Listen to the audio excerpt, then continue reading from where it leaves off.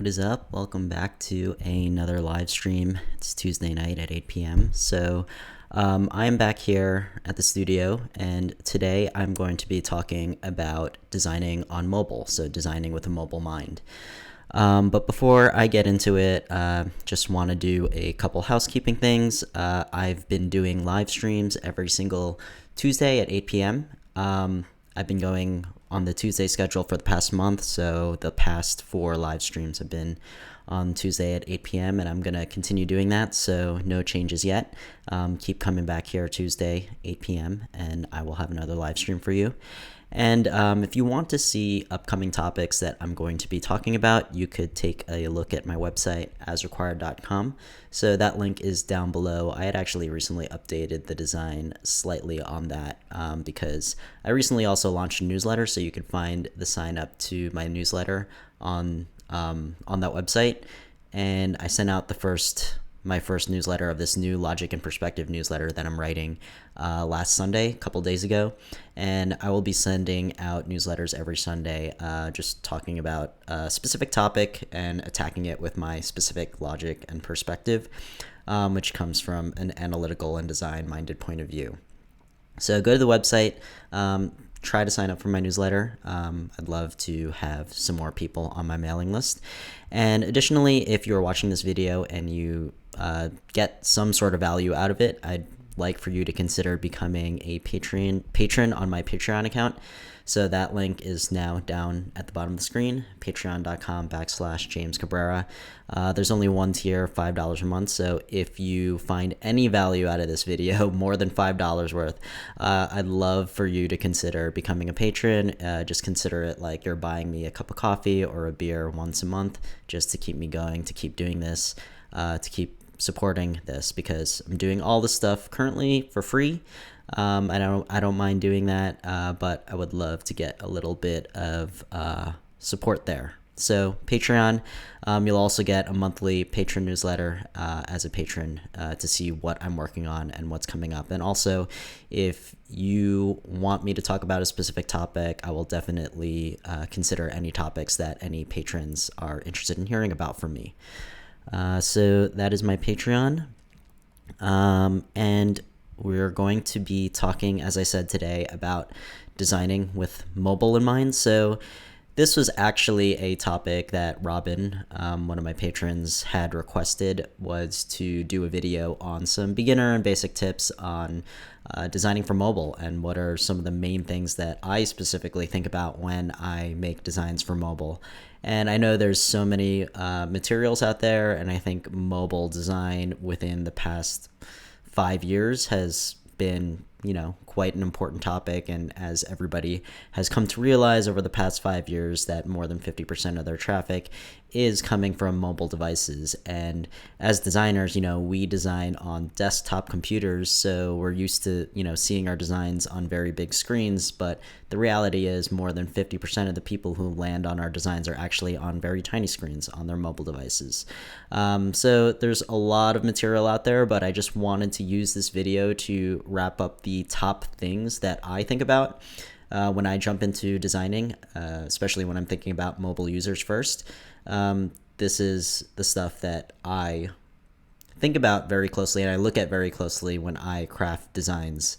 So a lot of this stuff comes from, my own experience working for several different companies, specifically in publishing, and, doing websites for articles on the web. I know there's maybe different things different people of different disciplines of different websites think about. Like if you're a designer for an e-commerce or shopping website, you might be looking at different things than what I have come to think about when I first approach a design from a mobile point of view. So this talk is going to be just, my top things that I think about, and hopefully, these, if you are a designer and you do already have experience designing with mobile, hopefully some of this stuff is stuff that and it's a rehasher. But I think this video specifically will be catered to beginners if you are just starting out in design and want to know what you should be thinking about when you are thinking about your mobile audience. So Whoops. All right, so let's just jump right into it. Before I get into the topic, I'm going to just do a quick background on myself. So my name is James Cabrera. I'm currently the founder of As Required, so this is my design studio that I'm currently operating out of. All of my side projects comes out of this company, which I'm calling As Required. I'm also currently the head of design at a company called The Block. So The Block is a research and news organization focused on cryptocurrencies. So we write and report a lot of news that's going down within the realm of cryptocurrencies. And then also we have a team of researchers who come up with hypotheses and stuff about what's going on in the market and analyzing data and making some conclusions about it. Before that, I was a design director at Gimlet Media, so I was there up until the point they got acquired by Spotify, doing a lot of the graphic art and designs and also helping out with all visual design related tasks. Before that, I was a senior product designer at Refinery 29, so I was the lead product designer on some of their apps and then also helped craft the design system behind their website, which was a card-based design system. And before all that, I actually did not go to school for design. I went to Stony Brook University and I got a degree in math and physics. So, as I always say in these talks, this is also part of the reason why I'm doing these videos, is because when I got into design, it was completely self-taught and it was relying on materials that were for free on the internet. So I'm kind of just paying it forward. I hope that, people who are teaching themselves design will come across my videos and learn something from it. And maybe there's somebody out there who is just like me 10 years ago when I was just learning how to design, and hopefully some of these videos will help spawn, the next generation of designers and, kind of pass on some of the things that I've learned through my experience. So this is going to be the agenda. The first thing I'm going to be talking about is what I'm calling in situation. So what do I mean by in situation? This is what I like to do whenever I design anything before I even jump into Photoshop or, start making something or designing something. I think about how the user is going to be landing on my design. So like even outside of the design itself, putting yourself in the shoes of the user. So thinking about, where is the user physically when they reach my webpage, my design? For example, if they are on their laptop, are they in their office just browsing the internet, or are they at home at their desk? And, when I think about mobile design, when you are on a mobile device and when you are going to reach, potentially one of my designs, what are the physical scenarios that you're going to be in on your phone? Now there's several different examples, and a couple things will come immediately to the top of your head and where you might physically be when you are on a mobile device. The first thing, and this is probably very New York centric, but you'll typically be on your mobile device when you're commuting. Now, maybe if you work somewhere in the suburbs or more rural, commuting to work might be in a car. You probably wouldn't be on a mobile device in your car. But if you're taking public transportation, so in New York City, a lot of people are on their phones or on the subway. If you're on a bus, you'll probably be on your cell phone while commuting on a bus, or, maybe you're not on a subway, but you're taking more of a long distance train. That might be a use case where you're on your phone, or maybe you're on an airplane and you're using some airplane Wi-Fi and you're on your mobile device. So you might physically be in the situation of commuting. Another common use case of when people are browsing on their mobile device is just, lounging around. A lot of people are just laying in bed, and, a lot of their mobile time is spent, when they're waking up or right before they're about to go to sleep. I'll group into this, maybe just hanging around in your living room, just sitting down on your chair and just taking your phone out to kill some time or like get some entertainment in. That's also another common time when you'll be using your mobile device browsing websites. And then another use case, and this is from personal experience, I always find myself taking my cell phone out when I'm just, casually browsing stuff, and if something comes across in front of my face that I want to actually look up what this thing is. So the common example for me is shopping. If I'm maybe looking at a product and I'm looking at the price of it and I want to compare it to something online, maybe I'll whip my phone out as I'm browsing in the store and compare it. Or additionally, I might be confused about a product that I'm looking at in front of me and there's not information there. So I might take out my phone while I'm browsing to look up more information about a product that I might be looking at that I might be confused about. So these are just examples. I'm sure there's more, but just think about yourself and when you use a mobile device, where are you physically? What is the situation that you're in? And that'll help you, have a starting point on like how you should craft your design based on the situation that the person is in. Additionally, thinking, ties in with where are you physically, but what mode are you in when you are commuting or when you're lounging around or you're in bed? What kind of browsing mode are you in? So there's a couple examples here. So are you just, you're in the mode of just looking for a quick distraction. So this is probably what happens when you're commuting and you're taking your phone out. You're just looking for a quick distraction to pass the time and, fill that time when you're just sitting around and not doing anything. Are you in lounge mode? So I've said this several times when you're like laying in bed or just hanging out. You're just sitting back and you're just lounging around. You're not like in any serious mode to accomplish any sort of task. You're just passively passing time, just hanging out. And the last situation, the mall example, just shopping and just taking my phone out and comparing stuff or looking up information. Are you searching for something?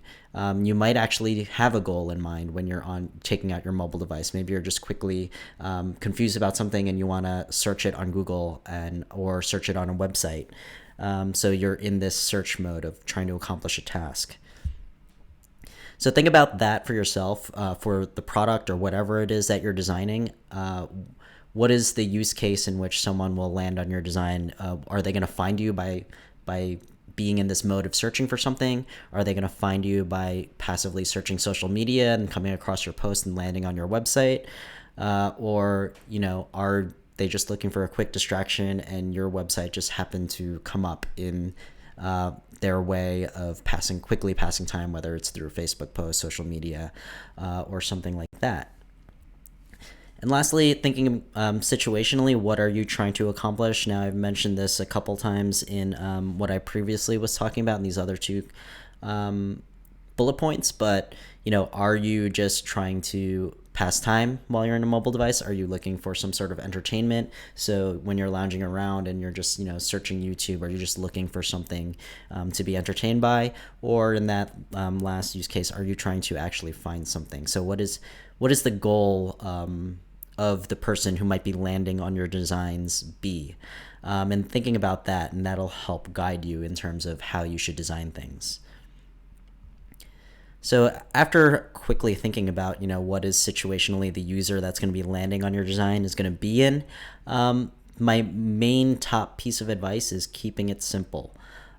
So you have a mobile device and it is a very small screen, and you think about these use cases of people just looking for either quick distractions or being on the go, or they're not really in the mode of when they might be on a desktop computer, which is while they're some people who are on their desktop computer might either be at work or they might be at home, and they might be super focused on a task and they might have a little bit more time to kill. But when people are on a mobile device, they're usually on the go. They're just quickly looking something up. So the time you have to hit them with whatever message it is that you want to share with them, you don't want to say too much at once. So in terms of keeping it simple, thinking about what is your most important goal, not goals, just one goal, and trying to really focus in on that singular goal.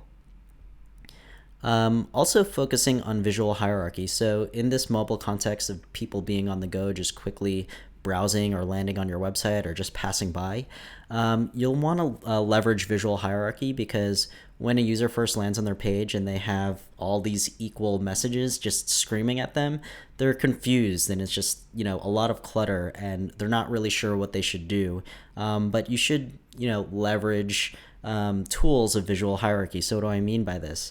Leveraging size, color, and, maybe even boldness of fonts. So when you do present them with multiple messages, really using visual hierarchy. What is the main thing you want people to do? Is it to buy something? Then make that the biggest thing compared to the other messages that you have there.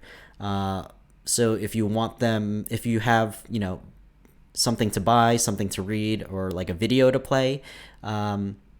Just making sure that they all you leverage visual hierarchy to make sure the most important thing that you want your user to do, make sure that that is the most visually prominent, and then making sure the other actions use visual hierarchy to make them secondary to whatever it is the main goal is that you want your user to accomplish. So thinking about leveraging the tools of visual hierarchy. So this is what I say by sizing. Of course, make the most important action big, make the most important action the color, the brightest color, and then also make the secondary or lesser actions smaller than whatever it is that the biggest action that you want the user to take. So I've been in this situation several times where you have a main goal, and then the client might come to you and say, but we also want to do this, but we also want to do this. And then it feels like, you make one thing very loud and clear that you want people to click on, but then this second thing comes in, and then you end up trying to make the second thing scream louder than the first thing, and it actually kind of diverts the user's attention away from that primary thing that you actually wanted them to do. So try to stick to some sort of visual hierarchy, making sure the most important thing is the biggest, brightest, and then any other additional messages that you want to fit in there, having them recede in the background.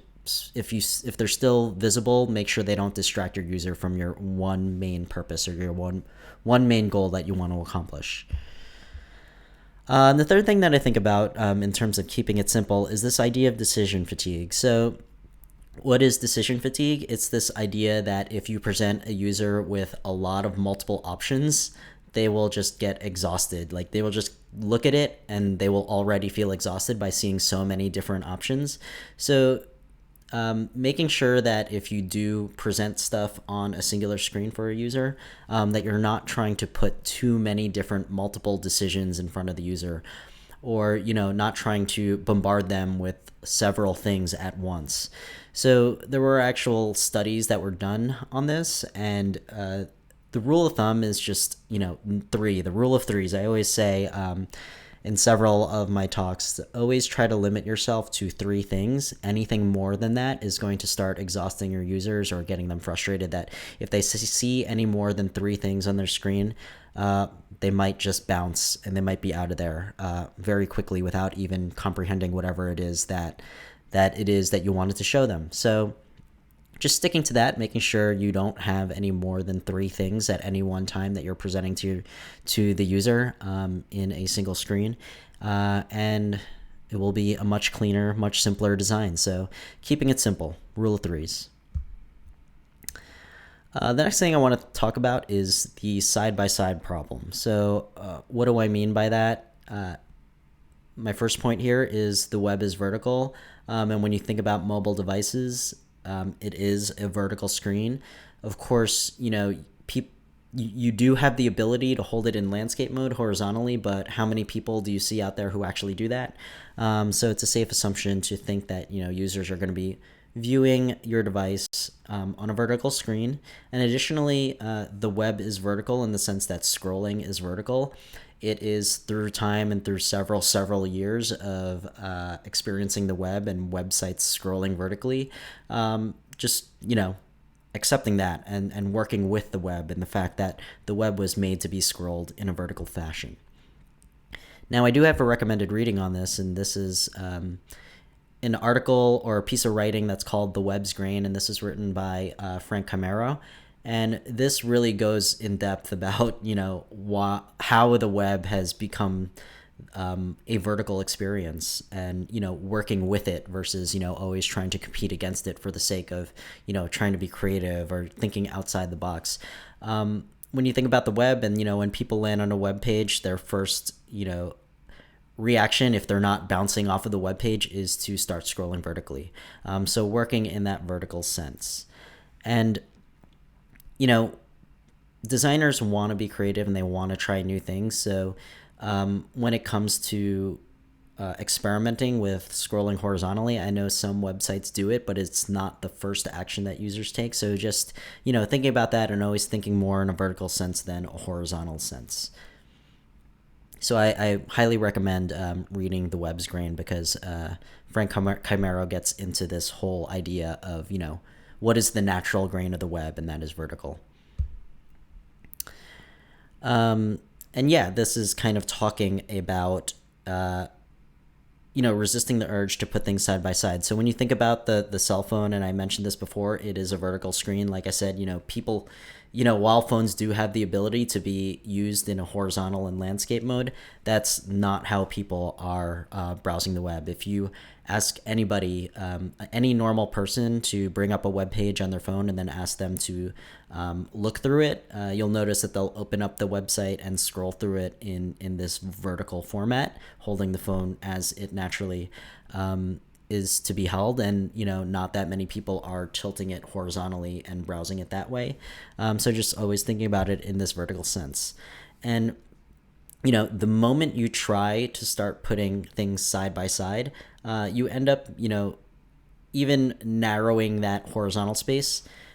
So I kind of advise against, when you are designing optimally for mobile, to try and avoid putting things side by side, just because you already have limited horizontal space. The moment you try to put things side by side together, you are now making what's already a narrow space even narrower. So you're only going to create more problems for yourself the more you try to put things side by side. You end up getting, in a small space, things that are even smaller. So that's what I mean by, mobile lacks this horizontal space. The moment you try to put things side by side together, you are taking something that's already lacking and making it even smaller. And my last piece of advice is, because of these two things, don't fight it, work with it. And I know there's like a lot of these parody articles about how a lot of single column websites look exactly the same.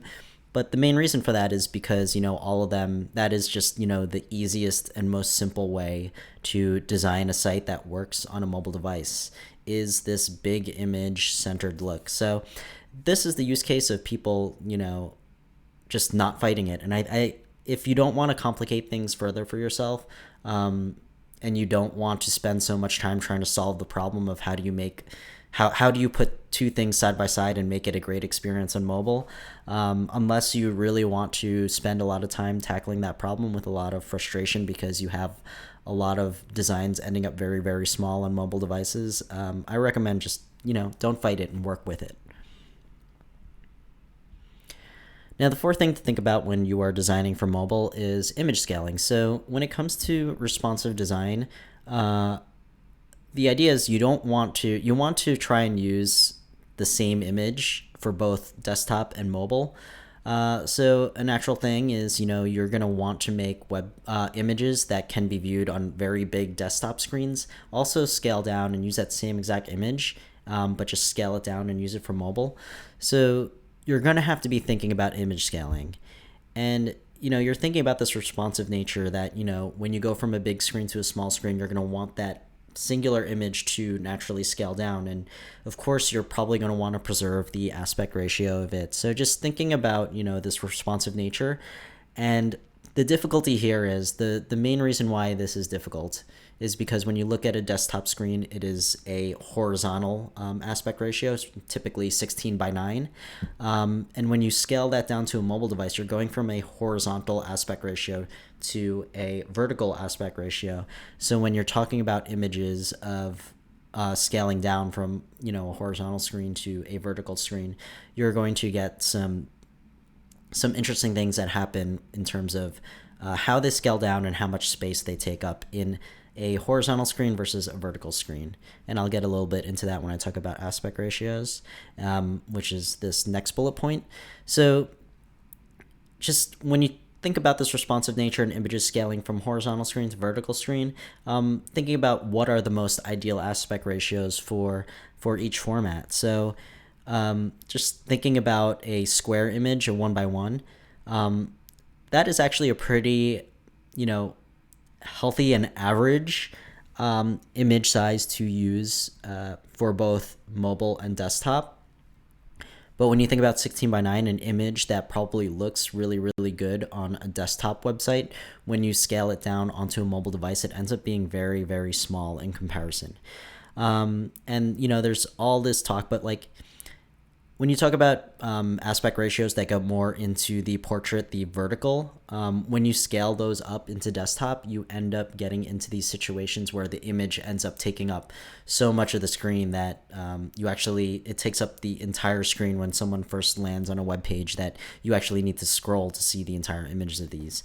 So just thinking about some of the ideal aspect ratios. So I would say the most ideal aspect ratio for images on going from desktop to mobile is a square, a 1:1 image aspect ratio. So just being mindful of this, and like if you do work with horizontal images, how do you handle scaling them down? And still, having some sort of respectable size that doesn't look like a super tiny image when you scale it down to a mobile device. So just always having that in mind when you're designing graphics. Try working more with square images than with horizontal images. If more than 50% of your users are coming to your website on mobile devices, your images that you're designing for horizontal big screens, when they scale down into a mobile device, end up being itty bitty and very tiny. And this isn't ideal for the mobile experience. And then also thinking in terms of that scaling nature of images, how should you handle images when you're putting text on it? So I ran into this a lot when I was working for the skateboarding company CCS at Foot Locker, and we were doing promotional graphics, and on a lot of the graphics were promotional messages like 50% off, and then writing, select styles and things like that, it might look big when you're viewing it on a desktop computer, but then when you bring that graphic onto a mobile device, some of the text that was readable on a big screen, when you shrink it into a mobile device, it is not legible at all. So if you do have to design text onto images, so I first of all would not recommend designing text on images at all and leveraging, dynamic text, having a photo and then just having dynamic text in HTML to the side of the images or, below the images, and not really putting text directly onto images because of this weird scaling nature of going from, horizontal to vertical. And with the image scaling, your text that was readable on big screens is no longer readable on tiny screens. There's ways to get around that if you do have the text dynamically inserted onto the website through HTML or another avenue like that. So my first piece of advice with text on images is to not put text on images and rely on HTML for the text and to give your image context. But if you have to put text on images, just making sure you always view it or scale before you export the images for the big screen. Just take a look at it, just shrink the width down to 300 pixels or so and see if that text that was visible at 100% is visible when you shrink that image down to about 300 to 400 pixels wide. So just being mindful of that, and like if you are going to put text on images, just always make sure that you are viewing it on a mobile device to make sure it's readable. Now, I dealt with this all the time when I was designing podcast cover artwork at Gimlet, because I've mentioned this in past live streams, but when I was designing graphics for podcast cover art, in many use cases, those images would shrink down to these really, really tiny squares that are about 150 by 150 pixels big. So when we put the titles of the podcast onto this cover art, we wanted to make sure that it was big enough that when it scaled down to these small sizes on some of the podcast players, that it was still readable. And this was problematic when it came to titling some of the podcasts. And sometimes some showrunners of some of the shows wanted some really long titles, or, wanted a title with a very long subtitle on it. And they wanted all that text on the cover art of the images. And we literally had to, show them, take this image and show them on a physical mobile device what it looked like when it was scaled down, and to show them that it was not readable to have a title this large. So it almost informed how long some of the people who were making these podcasts made the titles of their podcasts. So this is super important, just making sure that if you are going to put text on images, that you view it on a mobile device before you put it out there and on your website. Now, the next thing to think about when you're designing for mobile is the fact that there is one-handed use happening. So in several of these in-situation things, like, so imagine a use case of someone on a subway, and they're, looking at their phone with one hand, and they have, one of their other hands just holding onto the bar just to keep their balance on the train. A lot of this one-handed use is happening. And, I'm a lefty, so I use it with my left hand, and I typically, if I use my phone with one hand, I'm going to be clicking on things with my thumb, coming from the left side of the screen. So when you think about this one-handed use, what are some things that you need to think about? Nowadays, phones are huge. My favorite phone was the old iPhone SE, not the one that they just announced, but because it was a small device. But now phones are getting bigger and bigger, and it doesn't even matter how big your hands are. Some of the phones out there are just so much bigger than your hand that, when you are trying to reach buttons or reach things with your thumb, you just physically can't reach things. So, there's this screen reachability issue, which I'm going to show you I'm going to show you an image of right here. So this is for me in terms of, I am a lefty, so my thumb is really coming in from that bottom left corner of the screen. So when you're thinking about one-handed use, anything in that bottom left corner of the screen for me, since I'm a lefty, is going to be the easiest things to reach. Now, in some cases on some of the bigger phones, so like, the iPhone, the plus sizes, in many cases, my thumb can't reach that top right corner of the screen. So when it comes to designing for one-handed use, I would avoid putting any important actions or important buttons in that top right corner or the top left corner, because I assume, there's also a lot of righties. I think there's a lot more righties in the world than there are lefties. So even more so in the top left corner, if you are a righty, and a lot of people won't be able to reach that corner of the screen. So if you are going to have some important actions in your designs, try keeping them to the lower portion of the screen.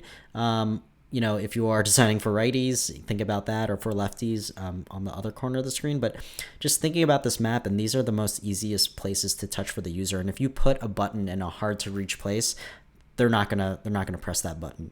So if it's an important action, keep it away from the top corners of the screens. And this is also why you'll see a lot of websites, or even a lot of apps, will just have that bottom toolbar along the bottom edge of the screen. You see this in Facebook. You see this in a lot of other apps where they have all of the menu options on the bottom portion of the screen.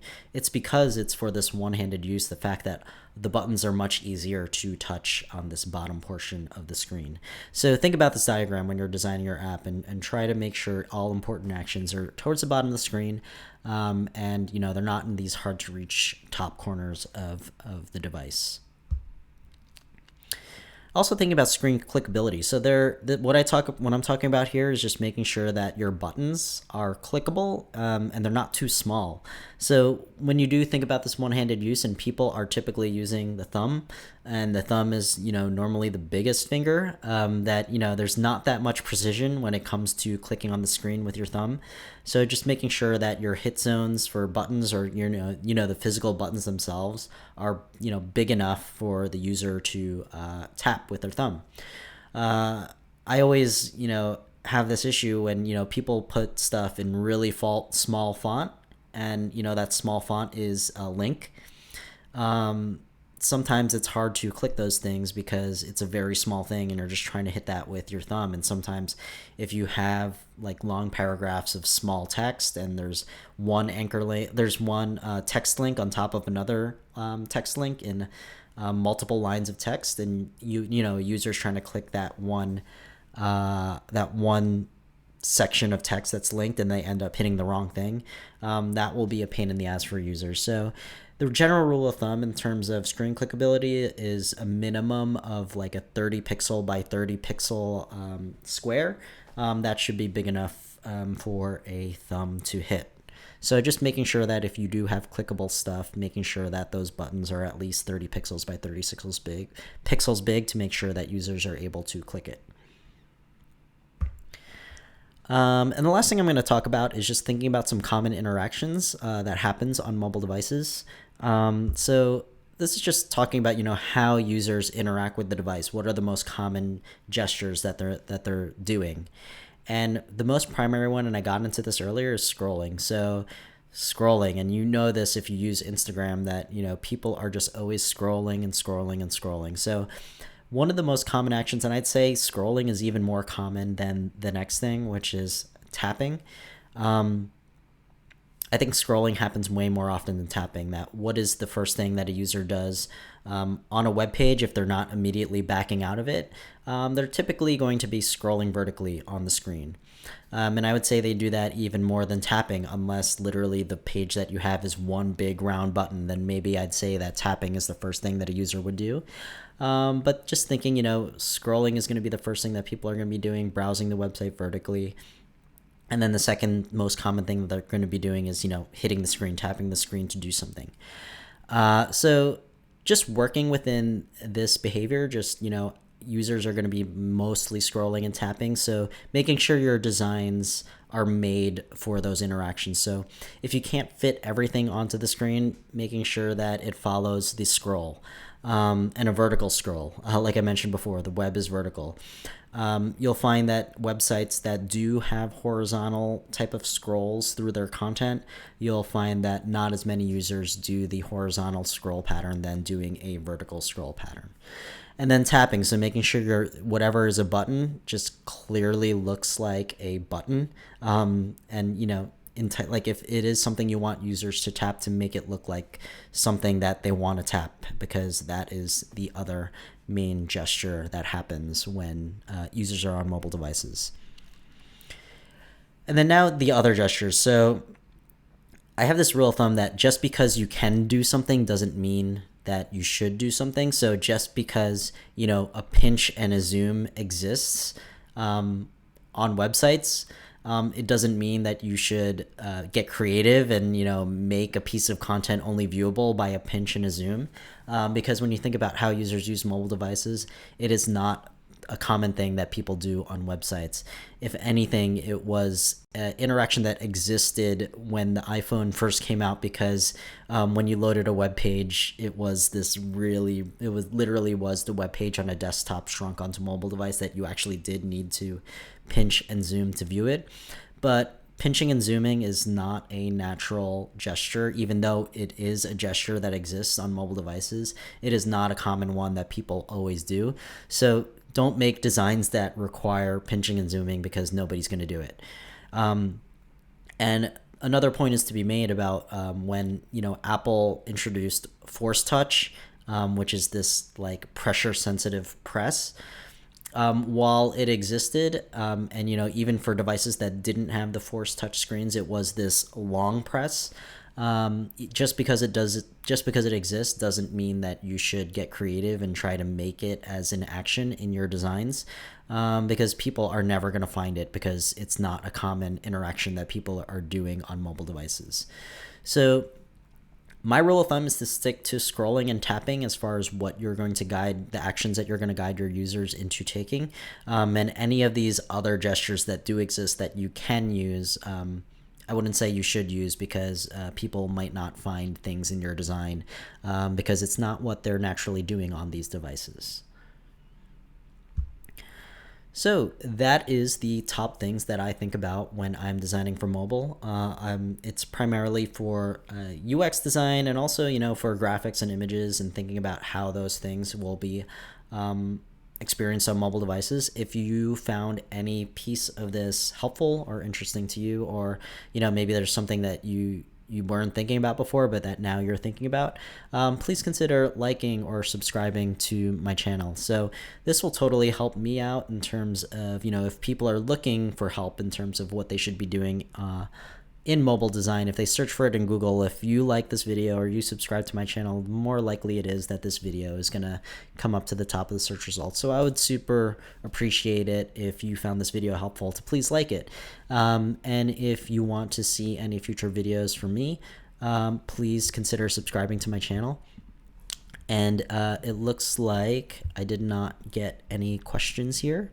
But, I actually do these live streams on purpose. So if, there are people who are watching this live and do have questions, I would be able to answer them on the fly, as I'm going through those sections. But, at the end of these, I also reserve it for questions. So if you do like these videos, I do recommend tuning into them live on the Tuesday at 8 p.m. because if I'm covering something and you do have a question or you want to make a conversation out of it, I would definitely be open to that. And I would, in the middle or whatever topic that I'm currently on, I would field questions for it. So if you do like these videos, I do recommend tuning into them live. That way, I do eventually want these to be an interactive experience so I can, answer any questions people have on this stuff live.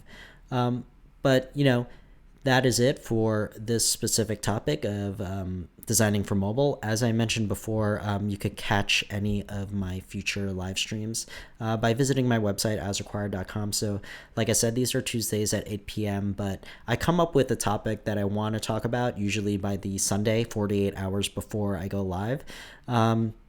So you could either stay up to date with what topic I'm going to be talking about on my website, asrequired.com, or if you are subscribed to my YouTube channel, you'll see a notification when I post on Sunday. I normally post what the video is going to be and the link to it on YouTube, and you'll get notified that if you are subscribed to me on YouTube.